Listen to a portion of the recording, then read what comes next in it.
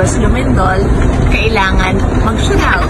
Because I'm alive. So that's where I'm going right now. In the exact same channel kung saan ako nagkwento sa inyo.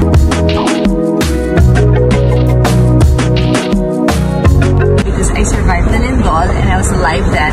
So I'm going there now because I deserve earrings and nako. Because sa hilong inabot ko naman, let's make it a bat.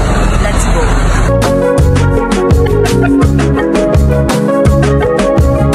Uy, Noble Media na si Chris Aquino.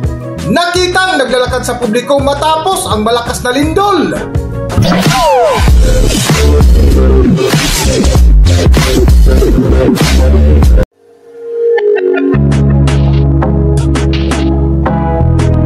Welcome back to Philippine Celebrity Broadcast.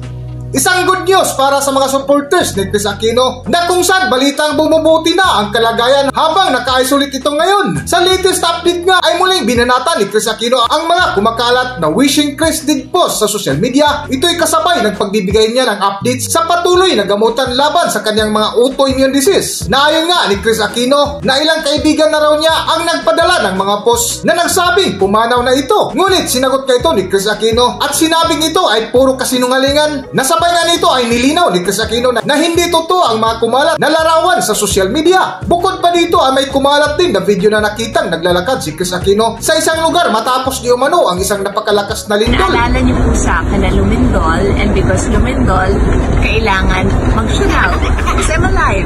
So that's where I'm going right now. In the exact same channel kung saan ako nagkwento sa inyo because I survived the lindol and I was alive then.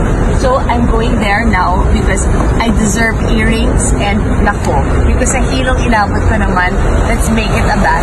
Let's go. Ayoko mamatay while crossing the street to get the Chanel. Let's go.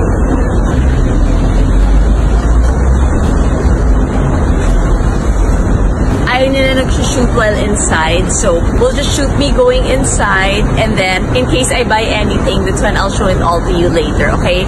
Let's do unboxing. Not in this room because we're gonna transfer hotels, pero papakita ko sa inyo if ever may mabili ako. And anyway, ang ate ko walang Facebook, hindi niya mapapanood kung namili man ako. Okay?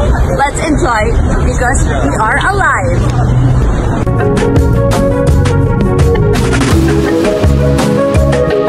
Matapos nga kumalat sa social media ang mga litrato at mga video na isang fake news ay ibinahagi ni Chris Aquino ang pinakahuling kalagayan ng kanyang kalusugan na ayon pa ni Chris Aquino. Kasalukuyan siyang naka-isolate kasama ang mga anak nito na sina Josh at Bimbi dahil napakababa di umano ang kanyang immunity. Ngunit imbes na magreklamo si Chris Aquino ay pinili na lang niyang magbasa at magdasal na kung saan laking pasasalamat ka ni Chris Aquino ngayon sa Panginoon na bagamat hindi pa siya tuluyang gumagaling ay nakikita na raw niya ang unti-unting pagbabago sa kanyang kalusugan. Na isa nga sa madalas kasama ngayon ni Chris Aquino ang kanyang bunsong anak na si Bimbi na kapag may bakanting oras ay nag-aaral ito ng voice lesson. Para sa buong kwento, narito ating panoorin ang video. Ikaw na nga ang hinahanap na puso, ang siyang magbibigay ng saya sa buhay. Hanggang dito na lang muna ang ating video at kung nagustuhan nyo, huwag kalimutan mag-subscribe at pindutin nyo na rin ang notification bell para ma-notify kayo sa ating susunod na video. Maraming salamat!